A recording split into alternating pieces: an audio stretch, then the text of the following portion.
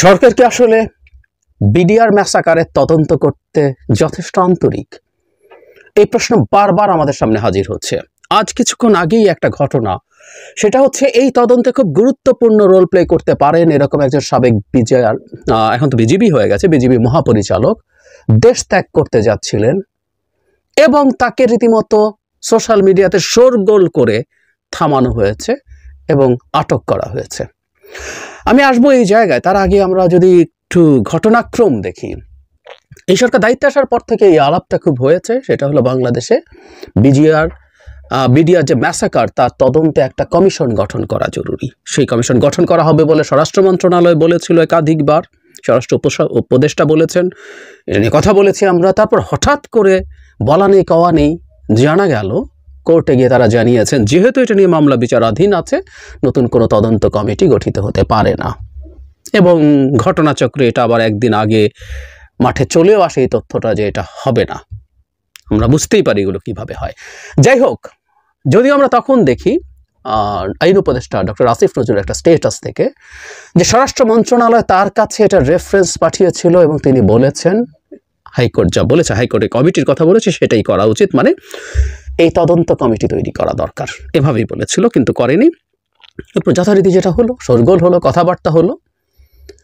যে স্বরাষ্ট্র মন্ত্রণালয় বলেছে তদন্তাধীন আছে বলে এটা করা যাবে না, তারা ঘোষণা দিলেন করবেন এবং শেষ পর্যন্ত করা হলো।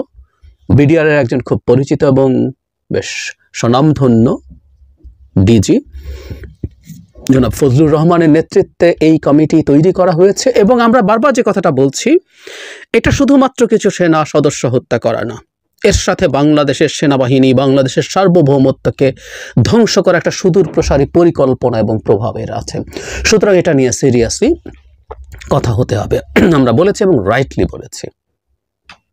শেষ পর্যন্ত এটা হলো এবং এরপর থেকে যে জিনিসটা আমাদের মাথায় রাখা দরকার হবে, সেই কমিটির দরকার ছিল, জরুরি ব্যাপার ছিল, তারা যেন এর সাথে রিলেটেড যারা যারা আছেন তারা কি করবেন করবেন না সেই ব্যাপারে সিদ্ধান্ত নেওয়া। কিন্তু এর মধ্যেই দেখা গেল যিনি সেই বিডিআর ম্যাসাকারের ইমিডিয়েটলি পরে 48 ঘন্টার মধ্যে সেটার মহাপরিচালক হলেন, যার অধীনে এটার পোশাক পরিবর্তিত হলো, নাম পরিবর্তিত হলো, সেই জেনারেল মহাপরিচালক মইনুল ইসলাম দেশ ত্যাগ করছেন। এয়ারপোর্টে তাকে দেখা গেছে এবং আমি এর আগে উনি গ্রেফতার হওয়ার বা আটক হওয়ার 2-3 ঘন্টা আগে থেকে দেখছি যে প্রচণ্ড শোরগোল, তার ছবি দিয়ে যে উনি ওখানে গেছেন, এটাকে তাড়াতাড়ি সরকারকে কেউ জানান, সরকার কি খেয়াল করছেন, তাকে আটক করুন, তার কাছে অ্যাটলিস্ট তদন্তের জন্য প্রচুর তথ্য আছে।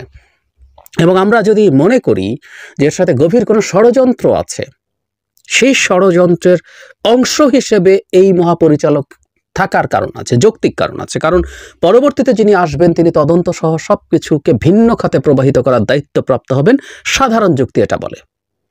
আমি জনাব মইনুলকে শতভাগ বলছি না উনি এটা করেছেন, কিন্তু সাধারণ কাণ্ডজ্ঞান এই ধরনের ইঙ্গিত দেয়, তাতে অন্তত তাকে আমাদের তদন্তের সময় কাজে লাগবে। তাকে তো প্রচুর কথাবার্তা জিজ্ঞাসাবাদ করতে হবে। তো তাহলে ওনার ব্যাপারে আগেই এই তথ্য কেন জানিয়ে দেওয়া হয়নি, কেন জনগণকে শোরগোল করতে হলো এবং এই শোরগোলের মুখে শেষ পর্যন্ত তাকে আটকাতে হলো? খুব সারপ্রাইজিং।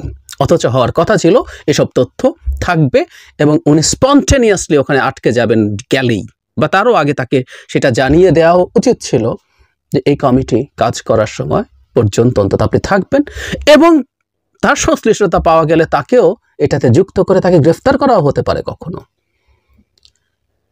এজন্য বলছি আসলে শুরু থেকেই এই সরকার আসলে বিডিআর ম্যাসাকারের তদন্ত করতে চাইছে না, এটা খুব স্পষ্ট, এটা খুব স্পষ্ট।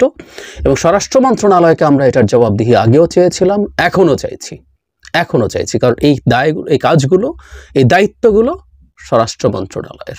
কি করছেন তিনি বা এটুকু স্পষ্ট করা দরকার জাতির সামনে, কেন এই বিভৎস ঘটনাটা, মানে এটা মানে শুধুমাত্র 60 জন মিলিটারি অফিসার খুন হওয়া বিভৎস ব্যাপার, ভয়ঙ্কর ব্যাপার।